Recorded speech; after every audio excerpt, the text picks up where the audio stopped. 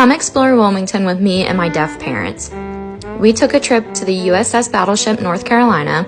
If you've ever been in downtown Wilmington, I'm sure you've looked across the water and seen the giant ship. You can't miss it. They have the most gorgeous sunsets on the Riverwalk, so you gotta go check it out. I could not wrap my head around how big this boat was. And how cute my parents are. It was really cool being on this side of downtown because I got to point out the places that we were about to take my parents for lunch and to go shopping across the water. The top of the deck is definitely hot. The sun is just baking it, so be prepared for that. We decided to take our time. They do tell you give it up to 2 hours. We were there for 3.5 hours just hanging out.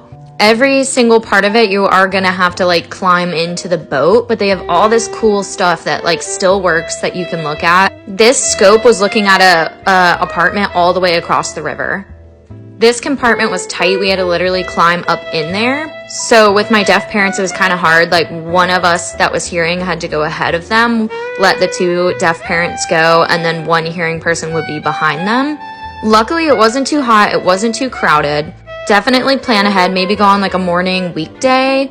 If it was crowded, I think being in there would have been very claustrophobic and also really hard for communicating with my parents. We had a blast. Like, this is just like a bakery. This whole place is like a death trap to me. So if you're scared of heights, this is what it's gonna be like the whole time. It reminds me of Nightmare on Elm Street. I think now that I'm an adult, I can understand why I had such a negative memory of our field trips there as a kid. I will definitely be wearing sneakers next time because my shoes were sliding everywhere. I love when museums have little videos that you could just sit and rest and watch. And like I said, there wasn't too many people there, so we could actually take our time and like read everything and learn the history. So that was awesome. I just love the vintage Coca-Cola. I'm obsessed with it. I always have been. I always will be. I got so many pictures of this. I can't wait to print them out and put them up in my new house.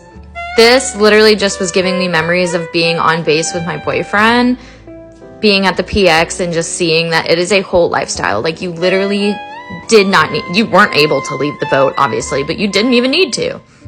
Death Trap 1000. So in order to get anywhere, you have to climb ladders. This one you didn't have to climb, but I just wanted to show y'all. This one actually went like 6 stories up the boat. That's how deep we're in the boat.